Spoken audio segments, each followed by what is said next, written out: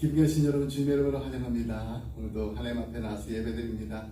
하나님 만나는 기쁨이 넘치시길 간절히 소원합니다. 이제 오늘 또 다음 주 하면은 우리 바이블 엑스포 사도행전을 마치게 됩니다. 계속해서 하나님 말씀 그동안 함께 나누면서 많은 또 은혜 받고 또 도전 받으셨으리라 믿습니다.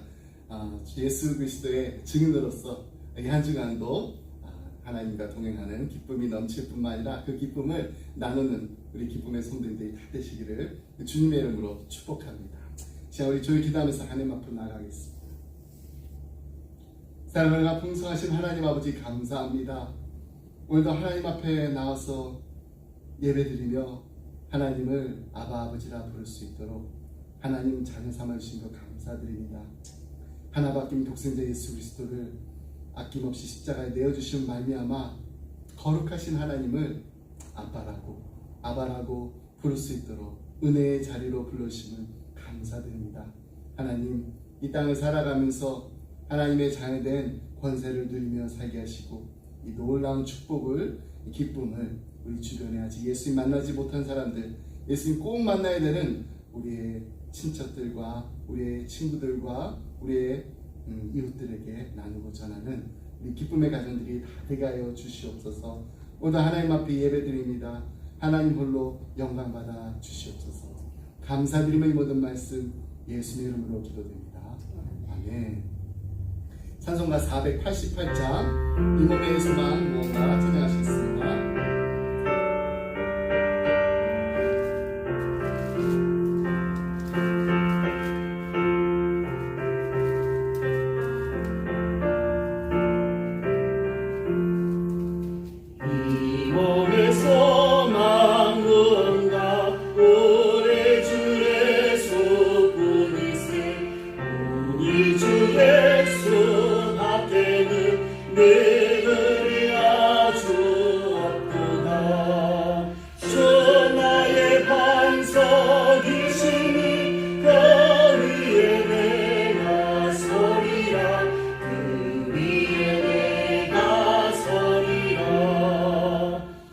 무섭게 바람 부는 밤 물결이 높이 설렐 때 우리 주 크신 은혜에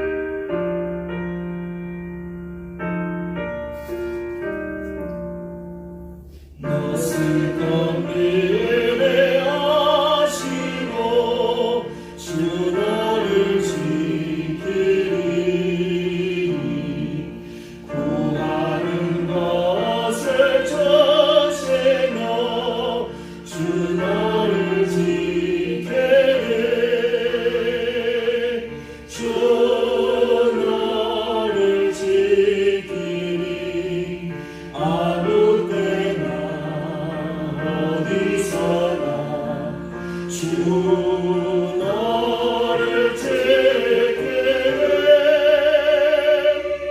늘 지켜주시니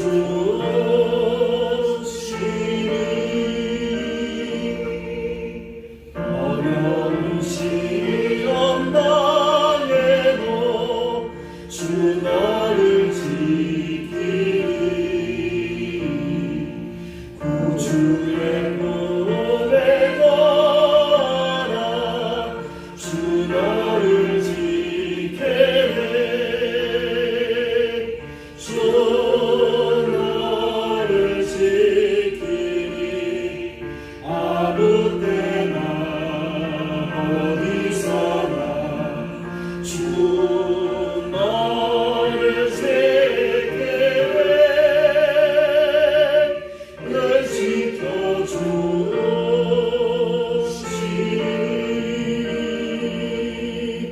아멘.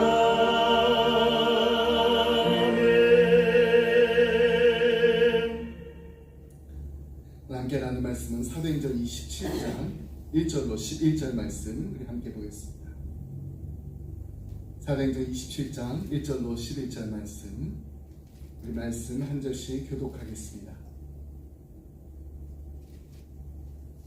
우리가 배를 타고 이달리아에 가기로 작정하되 바울과 다른 죄수 몇 사람을 아그스도대의 백부장 율리오란 사람에게 맡기니 아시아 해변 각처로 가려하는 아들아 루테로 해에 우리가 올라 항해할세 마게도냐의 테살로니가 사람 아리스다고도 함께 하니라. 이튿날 시돈에 내니 율리오가 바울을 친절히 대하여 친구들에게 가서 대접받기를 허락하더니 또 거기서 우리가 떠나가다가 바람을 피하여 그로 해안을 의자고 항해하여 길기아와 밤벨리아 바다를 건너 루기아의 무라시에 이르러 거기서 백부장이 이달리아로 가게 하는 알렉산드리아 배를 만나 우리를 오르게 하니 배가 더디가 여러 날 만에 간신히 니도 맞은편에 이르러 풍세가 더 허락하지 아니하므로 살몬의 앞을 지나 그레데 해안을 바람막이로 항해하여 간신히 그 연안을 지나 미양이라는 곳에 이르니 라세아시에서 가까더라.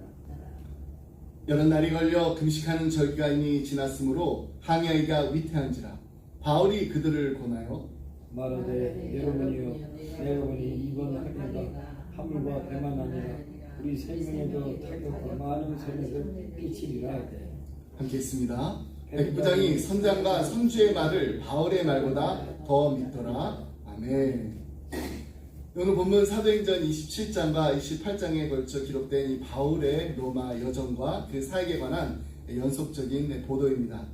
이 가운데 27장 1절로 8절은 바울이 가이사라에서 그레데 섬의 미항까지 항해한 그 과정을 기록하고 있어요. 오늘 본문에서는 그 이후 유라굴로 광풍으로 인한 혼란과 또 그 속에서 드러난 하나님의 약속에 근거한 바울의 위로와 격려가 중심 내용입니다. 여러분 이 지도를 보시면 그린 화살표가 가리키는 곳이 가이사라입니다. 이 가이사라 위쪽에 이제 예루살렘이죠. 가이사를 출발해서 이제 레드 화살표가 이제 가리키는 곳이 그레데 섬이고요. 블루 화살표 거기가 바로 이제 로마입니다. 이미 잘 알려진 것처럼 이제 바울이 탄 배는 이 힘겨운 항해 끝에 겨우 그레데 섬의 미항이라는 항구에 도착했습니다. 하지만 그 도착 시기는 유대인의 대속죄일, 대속죄일이 한참 지난 늦가을이었습니다. 그러니까 겨울철이었어요. 당시 지중해에서의 이 겨울 항해는 매우 위험했습니다. 그래서 바울은 미항에서 그냥 겨울을 나자라고 권고했습니다. 실제로 겨울철 지중해는 강한 북도풍과 또 잦은 태풍이 발생합니다. 그래서 당시에 이제 많은 배들이 이제 목선 수준이었어요. 목선 수준의 그 선박으로는 큰 위험에 처할 수밖에 없었습니다. 그러나 미항은 매우 작은 촌락이었습니다. 그래서 지리적으로도 이 겨울 그 폭풍을 피하기에는 적절한 위치는 아니었습니다. 그 때문에 이제 선장과 선원들이 그레데 섬의 이제 베닉스라는 항구로 조금 더 이제 우리 항해해가지고 이제 로마 쪽으로 가면 이제 서쪽이잖아요. 그쪽으로 가가지고 이제 겨울을 나기를 원했습니다. 그레데 섬의 이제 끝에 보면 이제 서쪽에 있어요. 결국 최종 이 결정권을 가진 백부장이 이제 바울의 경고보다는 경험 많은 선장과 선원들의 말을 믿고 항해를 강행했습니다. 처음에는 이제 바람이 순조로웠습니다. 그래서 항해가 잘 풀리는 듯했어요.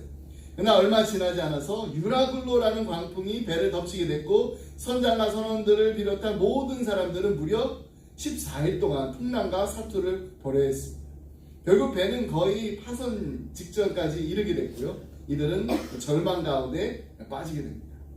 그들은요 하나님의 사람 바울의 충고를 무시하고 인간적인 판단으로 또 세상적인 안목으로 그리고 지금 당장의 그 실리를 쫓아서 결정하다가 낭패를 당하게 된 것입니다. 그러나 그런 절망 속에서도 바울은 담대했습니다. 그는 주님께서 자신을 로마로 보내시겠다는 그 약속을 굳게 신뢰했고 하나님께로부터 이번 이 광풍 가운데서도 자신과 배에 탄 모든 사람들을 구원하실 거라는 이 말씀을 받았기 때문입니다. 바울은 그 약속의 말씀을 절망 가운데 빠진 그 사람들에게 전하면서 위로와 격려의 메시지를 나누었습니다. 이러한 구원의 선포는 배에 탄 사람들에게는 소망이 됐습니다. 바울의 권고를 무시하고 항해를 강행했던 백부장과 선장 그리고 선원들에게는 바울을 또 신뢰하게 되는 계기가 되었을 것입니다. 그런 의미에서 이번 풍랑은 바울을 이 사람들 가운데서 높이시고 또 복음 전도자의 사명을 완수하게 하시려는 성령님의 역사였습니다. 하나님의 섭리로 이해할 수가 있습니다. 더욱이 한 죄수가 가장 신뢰받는 지도자와 같은 존재로 바뀌게 된 이 놀라운 사건은 결국 하나님과 함께하는 자야말로 역사의 진정한 주인공임을 보여주는 아주 강력한 증거입니다. 우리 오늘 말씀 통해서 우리가 만나게 되는 우리 인생의 풍랑 속에서도 우리가 붙들어야 할 이 몇 가지 영적 교훈을 발견하게 됩니다. 그 첫 번째가 때를 분별하는 삶이 후회 없는 삶을 만든다는 것입니다. 우리 잘 아는 전도서 3장 1절 말씀. 범사에 기한이 있고 천하만사가 다 때가 있나니. 사도행전 27장 9절에 보면은 바울 일행의 그 항해가 예정보다 지연돼 가지고 금식하는 그 절기가 이미 한참 지난 그 시점이었다고 말하고 있습니다. 여러 날이 걸려 금식하는 절기가 이미 지났으므로 항해하기가 위태한지라 바울이 그들을 권하여 말하되 여러분이여 내가 보니 이번 항해가 화물과 배만 아니라 우리 생명에도 타격과 많은 손해를 끼치리라 하되. 여기서 말하는 금식절기는 유대인의 대속죄일입니다. 유대 종교력으로 보면은 7월 10일에 해당해요. 근데 우리가 지금 쓰는 태양력으로 보면 9월 말에서 이제 10월 초 무렵입니다. 그러니까 당시 지중해에서는 9월 중순 이후의 항해는 매우 위험했습니다. 11월 초가 되면 항해가 거의 불가능했다라고 전해집니다. 즉 이 시점에서 항해를 강행한다는 것은 매우 무모한 결정이었습니다. 바울은 이러한 때를 정확히 알고 있었기에 배에 타고 있는 사람들에게 항해를 멈추자고 권고합니다. 하지만 안타깝게도 그 조언은 받아들여지지가 않습니다. 결과적으로 배는 광풍에 휩쓸려서 파산 직전까지 가게 됩니다. 하나님께서 도와주시지 않았더라면 그 배에 타고 있었던 276명 전원이 생명을 잃을 수도 있었던 상황이었습니다. 그래서 우리는 아주 중요한 교훈을 배우게 됩니다. 때를 아는 사람이 지혜로운 선택을 하고 후회 없는 삶을 살 수 있다는 것입니다. 지금 자신이 처한 그 시기와 환경을 제대로 분별하지 못하면 아무리 열심히 살아도 잘못된 방향으로 가게 되고 결국에는 후회하게 된다는 것입니다. 주님께서도요 마태복음 24장 32절에서 무화과 나무에 잎이 돋는 것을 보며 여름이 가까운 줄 아는 것처럼 시대의 징조를 보고 분별하라. 즉 삶의 계절, 신앙의 계절, 역사의 계절을 바라보며 지금이 어떤 때인지를 알아야 된다는 것입니다. 여러분 지금은요 그냥 단순한 어떤 시간의 그 흐름이 아닌 종말의 때, 깨어있어야 될 때, 준비해야 될 때입니다. 세상은요 우리에게 말합니다. 지금. 근데 하나님의 말씀에서 바라보는 그 지금은 다르다는 것을 우리가 분별할 줄 아는 영적 지혜가 필요합니다. 우리 지금 이 시대를 바라보면서 그 시대를 정말 정확하게 보고 하나님의 뜻 아래서 오늘을 우리가 준비할 수만 있다면은 우리 정말로 후회 없는 인생, 의미 있는 인생을 살아갈 수가 있을 것입니다.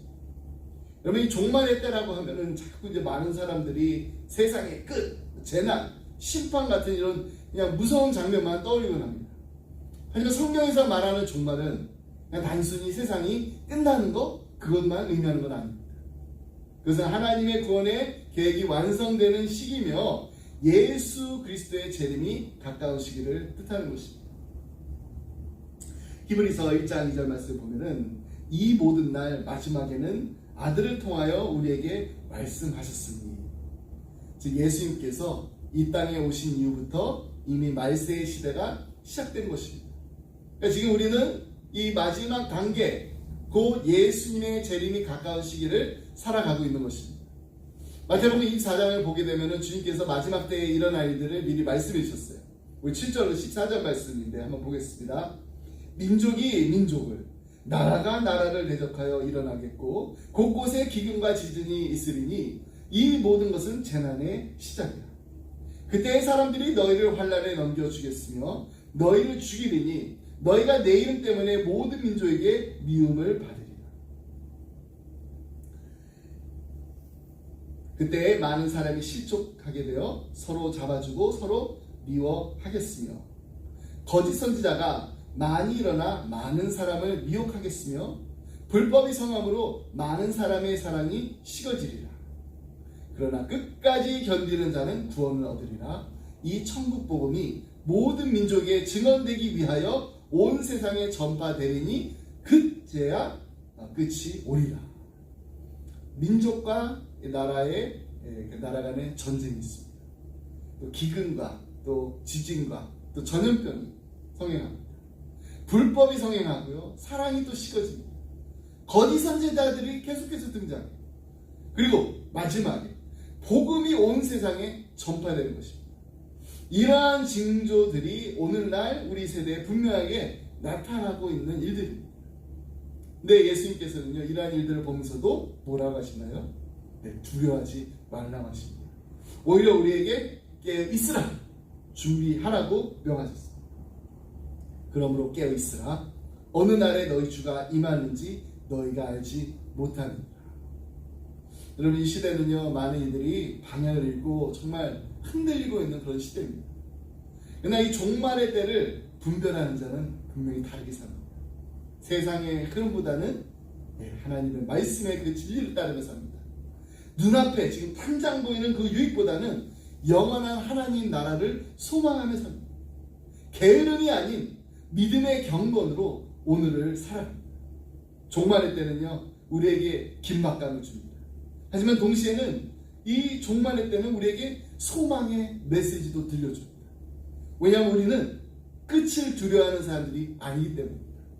우리는 다시 오실 주님을 기다리는 자들이기 때문입니다. 그렇습니다. 지금은 어느 때인가요? 깨어있어야 될 때입니다. 지금은 믿음으로 살아가야 될 때입니다. 지금은 말씀으로 우리의 삶을 분별하면서 주님의 오심을 준비하며 살아가야 될 때입니다.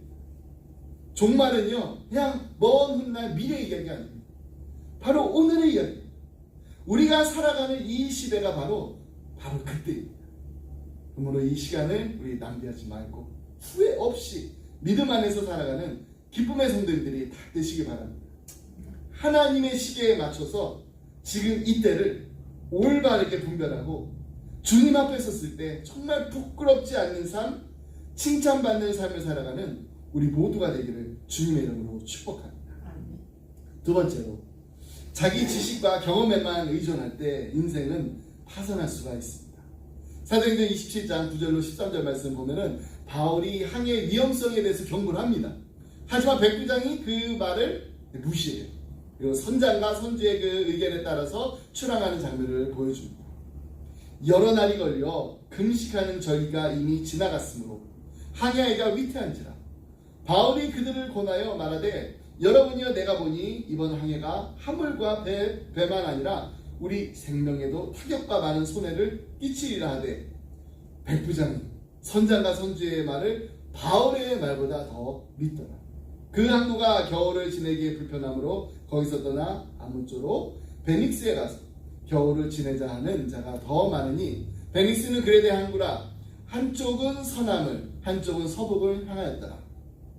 남풍이 순하게 불매 그들이 뜻을 이룬 줄 알고 닻을 감아 그르데 해변을 끼고 항해하더니. 바울은 당시 바다 여행에 대한 풍부한 경험이 있었습니다. 실제로 사도 바울이 고린도후서 11장 25절에서 말하듯이 그는 세 차례나 파선을 겪은 적이 있습니다. 그렇기 때문에 바울은 이번 항해가 얼마나 위험한지를 어느 누구보다도 잘 알고 있었고, 그래서 출항하는 것을 강력히 만류했던 것입니다. 근데 이 바울의 경고가 그냥 단순한 경험이나 또 이런 판단 때문이 아니었습니다. 바울은 매사에 하나님의 뜻을 구하고 성령의 인도하심을 따르던 사람이었습니다. 이번에도 성령의 강한 감동을 받았기에 출항을 막으랬던 것이 분명합니다. 하지만 항해를 총지휘하던 백부장은요, 결국 바울의 조언을 듣지 않았습니다. 마치 그 창세기 19장에 보면 롯의 사위들이 그 장인의 경고를 가볍게 여기고서 결국에는 소돔성과 함께 멸망했던 것처럼, 그런 결정적인 순간에 하나님의 사람이 전한 그 경고의 음성을 무시하고 말았습니다. 그 결정 뒤에는요, 선장과 선주의 영향이 있었습니다. 이들은 누구보다도 항해의 위험성을 잘 알고 있었을 것입니다. 그럼에도 불구하고 자신들의 경험을 믿었습니다. 지식에만 의존해 항해가 가능하다고 판단했습니다. 그래서 출항할 수 있다, 이렇게 주장했던 것입니다. 결국 그들의 확신은 오판이었습니다. 그 결과는 파손이었습니다. 배는 부서졌고 화물은 모두 잃었습니다. 무려 270명의 생명이 위태로운 상황에 놓이게 되었던 것입니다. 그렇습니다. 이처럼 우리도요, 자기 지식과 경험만 의지하게 될 때 인생의 큰 위기를 맞이하게 될 수 있습니다. 영국의 그 타이타닉호 침몰 사건 한번 떠올려 보세요. 당시 그 배가 세계에서 가장 안전하다라고 평가받았던 유람선이었습니다. 아주 노련한 선장이 조종하고 있었습니다. 그러나 그는 자신이 가진 이 항해 경험과 지식만을 지나치게 신뢰했기 때문에 결국에는 예상치 못한 빙산과 충돌하게 됩니다. 배가 두동강이 나가지고 침몰하고 말았습니다. 그 결과 무려 1513명이 목숨을 잃는 비극이 벌어졌습니다. 이처럼 인간의 지식, 경험 풍부할 수 있습니다. 그런데 거기에는 한계가 있습니다. 때로는 오히려 파멸로 가는 길을 열어줄 수도 있는 게 우리 인간의 지식과 경험입니다. 우리도 인생을 살아가면서 다양한 지식과 경험을 쌓게 돼요. 근데 분명히 그 지식과 경험은요, 우리에게 정말 귀한 자산입니다. 우리의 삶에 또 유익한 도구가 됩니다.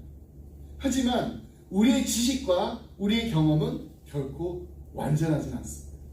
아무리 우리가 많이 알고 아무리 우리가 많이 경험했다 해도 우리는 여전히 모르는 게 더 많습니다. 여전히 예측하지 못하는 상황 앞에 무력해질 수가 있습니다. 그러므로 우리는 오직 하나님과 하나님의 말씀만을 의지해요. 하나님은 만물의 창조주이십니다. 우리 인생과 역사의 주관자이십니다. 하나님의 뜻과 하나님의 말씀은 오류가 없습니다. 언제나 우리를 옳은 길로 인도하시는 하나님의 말씀입니다. 잠언 3장 5절 6절 말씀 이렇게 말하고 있습니다. 너는 마음을 다하여 여호와를 신뢰하고 내 명철을 의지하지 마라. 너는 범사의 길을 인정하라. 그리하면 내 길을 지도하시리라. 우리가 하나님의 말씀을 우리 삶의 나침반으로 삼고 하나님만을 의지할 때 우리 인생은 파손되지 않고 참된 성공과 평안의 길로 나아가게 될 줄 믿습니다. 성경 끊임없이 우리에게 말씀하고 있습니다. 사람은 떡으로만 살 것이 아니라 하나님의 입에서 나오는 모든 말씀으로 살 것이다. 이 말씀은 우리 인생의 생존과 우리 인생의 방향과 우리의 지혜와 우리의 능력이 오직 하나님께 있다는 것을 선언하는 진리입니다. 우리가 세상의 경험이나 우리의 생각만을 따라서 우리가 살아간다면 때로는 잠시 성공하는 듯 보일 수는 있어요. 하지만 결국에는 예기치 못한 인생의 풍랑 앞에서 방향을 잃게 됩니다. 좌초하거나 침몰할 수가 있습니다. 하지만 우리가 하나님의 말씀을 따라가면 그 말씀이 우리의 영적인 나침반이 되어서 아무리 앞이 보이지 않아도 결국 생명의 항구로 인도하실 줄 믿습니다. 하나님의 말씀 절대로 흔들리지 않는 진리입니다. 상황이 바뀌어도 변하지 않는 하나님의 말씀입니다. 시대가 변해도 사라지지 않는 것이 바로 하나님의 말씀입니다. 우리의 감정이 막 이렇게 요동을 쳐도요, 하나님의 말씀의 그 기준 흐려지지가 않습니다. 그래서 시편 기자가 이렇게까지 고백합니다. 시편 119편 105절 말씀. 주의 말씀은 내 발의 등이요 내 길의 빛입니다. 그렇습니다. 하나님의 말씀은 내 삶의 앞길을 밝히는 등불이며 우리가 걸어가야 할 길을 비추는 빛입니다.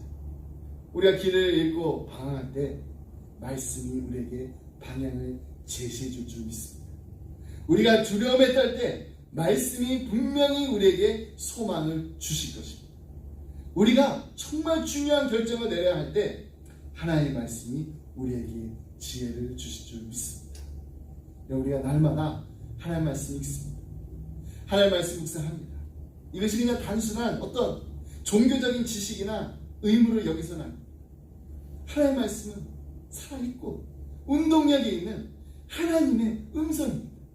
우리의 삶을 변화시키는 하늘의 지도입니다. 우리 마음의 나침반입니다.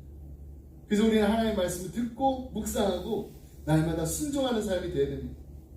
예배 시간에 그냥 듣는 말씀뿐만 아니라 우리의 매일의 삶 속에서 하나님의 약속의 말씀 붙잡고 결정을 내릴 때, 관계를 맺을 때, 또 어려운 일을 만날 때마다 하나님, 이 상황에서 하나님 아버지의 뜻은 무엇인가요? 우리 말씀 앞에서 질문해야 됩니다. 그때 우리는 풍랑 속에서도 흔들리지 않는 인생, 불확실한 시대 속에서도 분명한 길을 걷는 인생을 살아가게 될 줄 믿습니다. 마지막 세 번째입니다. 할 수 없을 때 하지 않는 것이 가장 잘하는 일입니다. 사도행전 27장 16절과 17절 말씀 보면은 바울 일행이 탄 배가 가우다라는 작은 섬을 지나면서 간신히 거룻배를 끌어올릴 수 있다라고 기록되어 있습니다. 가우다라는 작은 섬 아래로 지나 간신히 거루를 잡아 끌어올리고 줄을 가지고 선체를 둘러 감고 스르디스에 걸릴까 두려워요. 연장을 내리고서 그냥 쫓겨 가더니 이런데 영어로 보면 They lowered the sea anchor and let the ship be driven along 그렇게 되어 있어요. 그러니까 그들이 강풍에 배가 부서지는 것을 막기 위해서 선체를 이제 밧줄에 동여매는 그 조치를 취합니다. 근데 배가 여전히 조정이 불가능한 상태예요. 결국엔 그들은 어떻게 하나요? 네, 다 내려놓습니다. 그냥 배가 바람이 부는 대로 내어 맡길 수밖에 없게 됐습니다. 이것은요 바다 항해의 그 원리를 너무나도 잘 보여주는 것입니다. 강풍이 불어가지고 조종이 불가능해졌을 때는 억지로 배를 끌고 가려고 하면 안 됩니다. 그렇게 하다 보면 오히려 배가 전복될 수 있기 때문에 가장 현명한 선택은 배를 바람에 맡기는 것입니다. 그래서 우리는 인생의 중요한 교훈을 하나 얻게 됩니다. 우리 인생에도 내 힘과 내 능력으로는 할 수 없는 순간이 분명히 있다는 것입니다. 그럴 때는 억지로 우리가 막 무언가를 해결하려고 들기보다는 하나님께 모든 것을 맡기고 잠잠히 기다리는 것이 가장 지혜로운 선택입니다. 우리 속담에 이게 긁어서 붓으로 만든다라는 말 있잖아요. 가만히 놔두면은 저절로 암을 상처있는데 괜히 막 손을 계속 꺼내가지고 악화되는 그런 경우를 말합니다. 해결할 수 없는 문제, 그 문제는요 내 힘으로 막 해결하기보다는 오히려 상황을 더 악화시키는 그런 일 하지 말고 가만히 내버려 둬야 돼요. 성경에도 비슷한 그 예를 볼 수가 있습니다.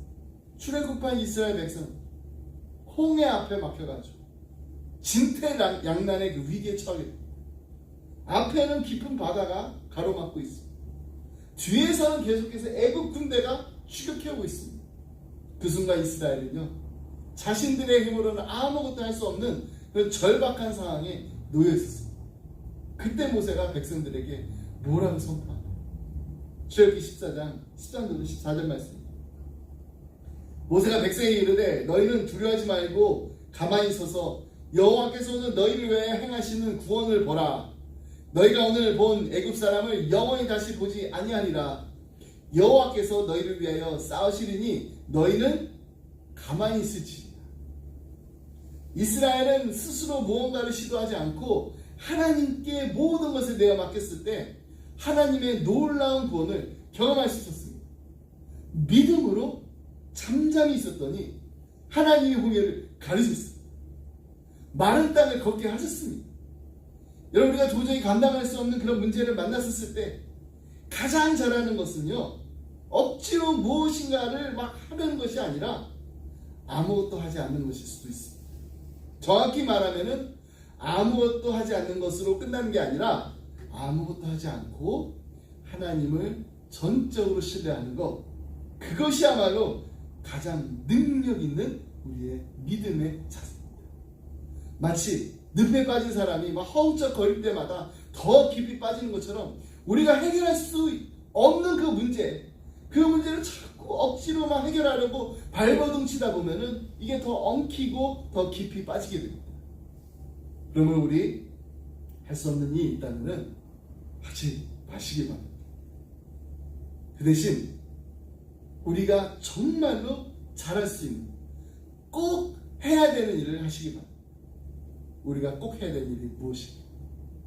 그것은 바로 모든 것을 하나님께 맡기는 것, 잠잠히 기다리는 것입니다. 그것이 바로 문제 해결의 가장 바른 길입니다. 하나님은 때때로 우리가 오직 하나님만 의지하도록 하시기 위해서 스스로 해결할 수 없는 그 문제를 허락하시기도 합니다.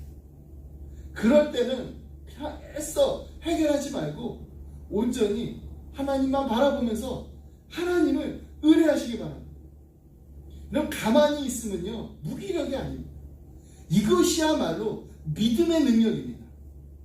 이 가만히 있으면요, 정말 하나님을 신뢰하기 때문에 내가 할 수 있는 모든 시도를 다 내려놓고 하나님의 일하심을 기다리는 믿음의 태도입니다. 그리고 그 믿음 위에 하나님의 구원이 임하게 되는 것입니다. 무조건 기다려라는 말이 아닙니다. 하나님이 지금 일하고 계시는 믿고 내가 움직이지 않음으로써 하나님의 주권을 인정하며 하나님의 능력에 모든 주도권을 맡기는 결단을 내리라는 것입니다.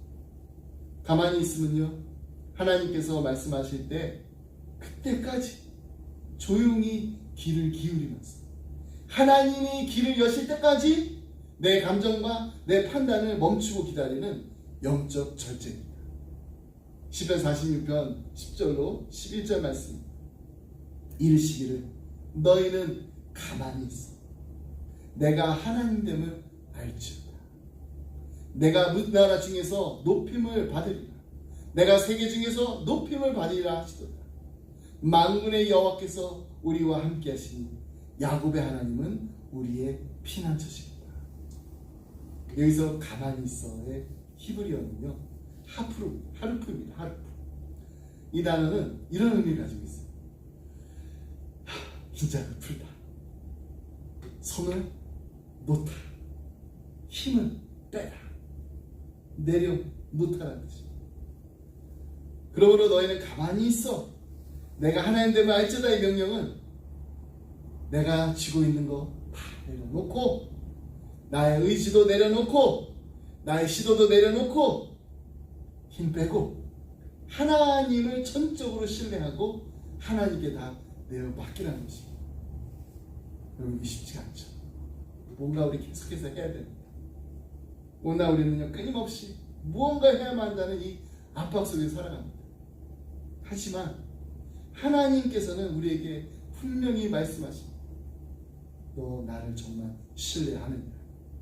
그러면은 조급해하지 마라. 너는 내가 일을 할 수 있도록 그냥 나를 기다리라. 그러므로 가만히 있으면 하나님과의 정말 깊은 신뢰에서 나오는 능력입니다. 가만히 있다라는 것은 무기력한 어떤 패배가 아닙니다. 지금은 내가 움직일 때가 아니라 하나님이 움직이실 때라는 이 분별력에서 나온 선택입니다. 이때 우리는 기도, 조용히 하나님의 뜻을 구하며 하나님의 말씀을 붙들고 하나님의 약속을 되새기면서 하나님이 행하실 일을 기대하는 믿음의 고요함 속에 머물러 있으면 되는 것입니다. 세상의 소음과 내면의 불안을 잠재우고 조용히 하나님의 음성에 귀 기울이며 기다리는 이 믿음의 침묵이야말로 가장 강력한 영적 응답의 시작점이 되는 것입니다. 혹시 지금 우리의 삶에도 감당할 수 없는 풍랑이 있나요? 우리 힘으로 해봤는데 더 이상 아무것도 되지 않는, 아무것도 할 수 없는 그런 지경에 지금 이루고 있습니까? 그럼 지금이 움직일 때가 아니라 지금은 멈춰야 될 때, 하나님 앞에 가만히 있음으로 나아가시기 바랍니다. 그 자리에 하나님이 분명히 오실 줄 믿습니다. 그 침묵 가운데 하나님의 구원이 분명히 임하실 줄 믿습니다. 우리의 멈춤이 하나님의 시작이 되는 놀라운 구원의 역사가 일어나기를 주님의 이름으로 축복합니다. 말씀 맺습니다. 제가 존경해온 이 팀케어 목사님은 이제 뉴욕 리디머 장로교회 설립하신 목사님이십니다. 2023년도에 하나님 품에 안기셨는데요. 팀케어 목사님 전 세계 그 수많은 그리스도인들 그리고 지성인들에게 깊은 신앙적 영향을 끼친 목회자셨습니다. 근데 젊은 시절에 이 결혼에 대한 정말 강한 갈망을 품고 있었는데 당시 그는 이 결혼이 사역을 하는데도 꼭 필요하다고 여겼기 때문에 하나님께서 빨리 길을 열어주시기를 바랬어요. 근데 하나님께서 그렇게 팀케어 목사님이 그렇게 간절히 바랐는데도 즉시 응답하지 않으시고 오히려 기다림의 훈련을 허락하셨어요. 여러분 자신의 고백에서 이렇게 말합니다. 내가 원했던 때와 하나님이 준비하신 때는 달랐습니다. 하지만 시간이 지나면서 알게 됐습니다. 하나님의 때는 항상 옳았다는 것입니다. 하나님은 내게 기다림 속에서 더 깊은 인격과 사명의 뿌리를 내리게 하셨습니다. 그리고 결국 이제 팀케어 목사님이 1975년에 캐시 사모님을 이제 만나서 결혼하게 됩니다. 이 캐티 사모님 그 이후에 팀케어 목사님 사역에 정말 파트너로서 내재로서 또 평생 기도와 함께한 동역자가 됐습니다. 나중에 이제 목사님께서 이렇게 회고를 해요. 만약에 내가 내 뜻대로 내가 원하는 시간표대로 결혼했다면 나는 지금의 사역을 감당하지 못했을 것입니다. 이 고백은 기다림이 결코 낭비가 아니라는 것을, 하나님의 시간은 언제나 완전하다는 사실을 우리에게 말해줍니다. 여러분 기다림은요 단순한 어떤 시간의 이렇게 지연이 아닙니다. 기다림은 하나님께서 우리를 성숙하게 빚어가시는 시간입니다. 하나님은 우리의 갈망을 미루시고 그 갈망이 더 거룩하고 더 깊은 소명으로 열매를 맺게 하시는 하나님이십니다. 때로 우리는 하나님께 언제예요 하나님? 도대체 언제까지입니까? 이렇게 묻지만은 하나님은 조금만 더 기다려. 지금 내가 일하고 있다 말씀하십니다. 그렇습니다. 하나님은 지금 이 시간에도 일하고 계십니다. 하나님은 분명히 역사하십니다. 하나님의 말씀을 믿고 하나님의 약속의 말씀을 믿고 나아갈 때 하나님께서 이루시는 것을 보게 되는 우리 기쁨의 가정들이 다 되시기 바랍니다. 시편 27편 14절 우리에게 이렇게 말씀하고 있습니다. 여호와를 기다리라. 강하고 담대하며 여호와를 기다릴지어다. 여러분 기다리는 자는요 믿음으로 사는 자입니다. 믿음이 없으면 기다릴 수가 없습니다. 하나님의 타이밍을 신뢰하면서 조급함 대신 순종으로 오늘을 살아가는 자가 바로 믿음이 있는 자입니다. 지금 우리의 삶에 기다림이 있다면 그것은 하나님의 침묵이 아닙니다. 하나님의 훈련입니다. 그 기다림 끝에 반드시 하나님의 뜻은 나타날 것입니다. 하나님의 뜻이 드러나고 하나님의 은혜는 가장 좋은 때에 우리에게 임하게 될 줄 믿습니다. 그러므로 기다리세요. 믿음으로 조용히 그러나 담대히. 하나님의 시간은 결코 늦지 않습니다.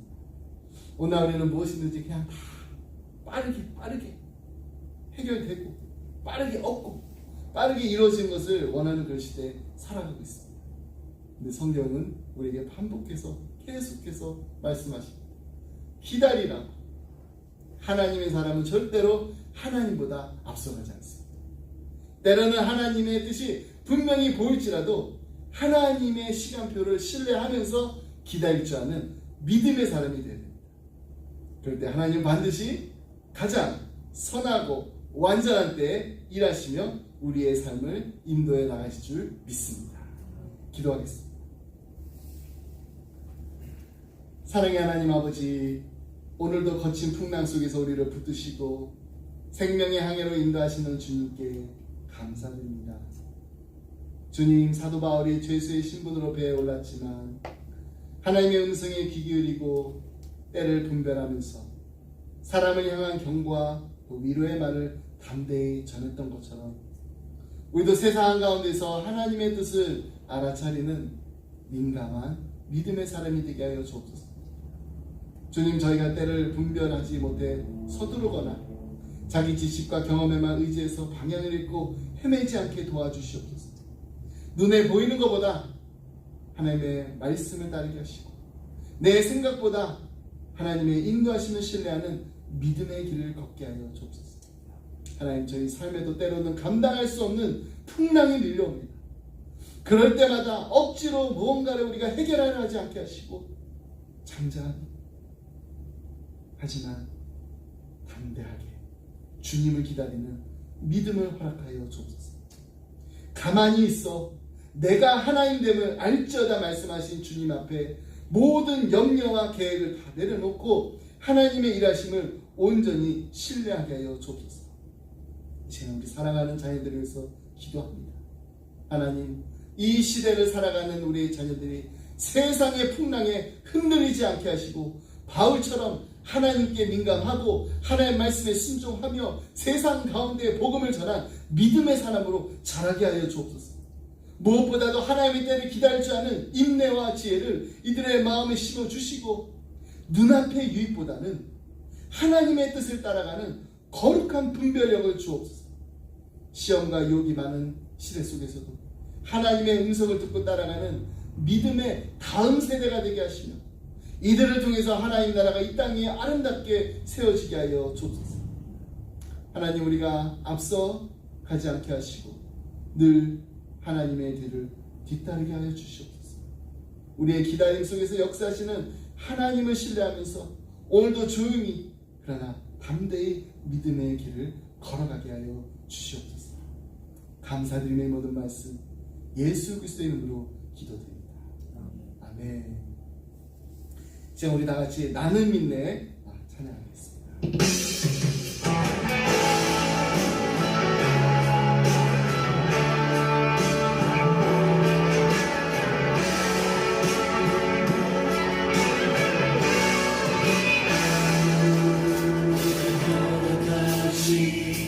시련을 통해 나의 믿음 더욱 강하게 자라나고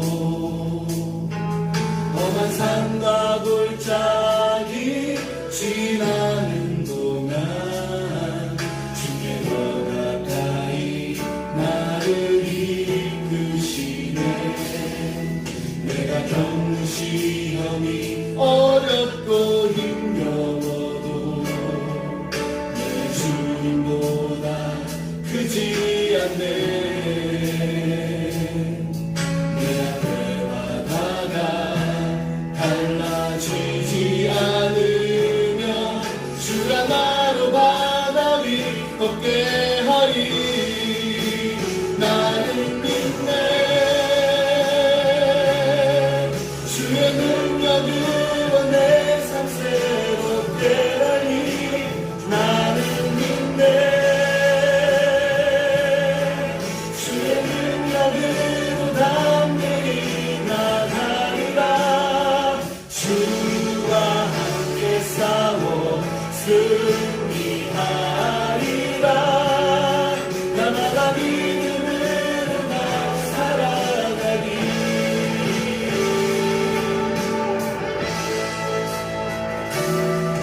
너의 허락하신 시련을 통해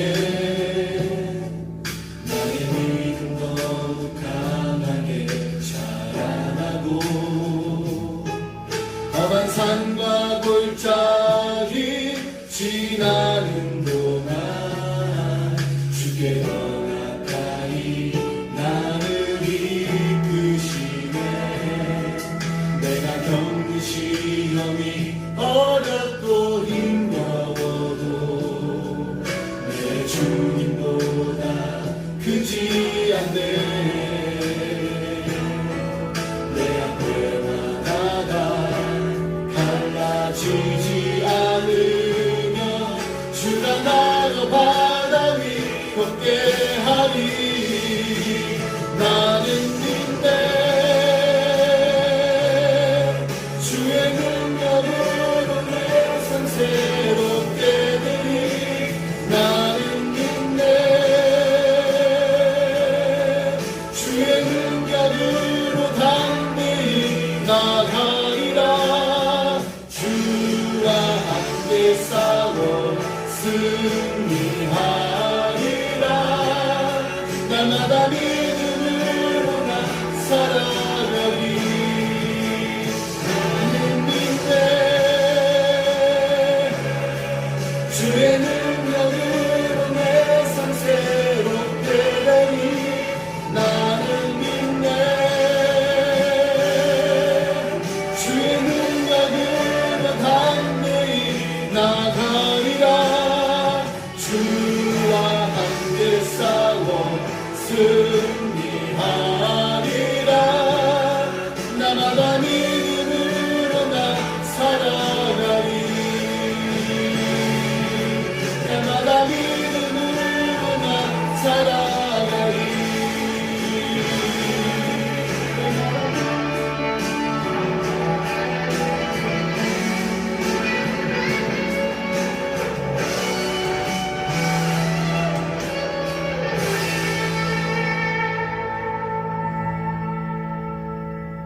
기도하겠습니다.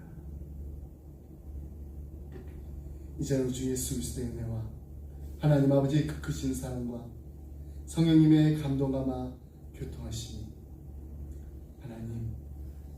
하나님의 때 하나님의 방법으로 하나님께서 온전히 이루시는 것을 보기 원합니다.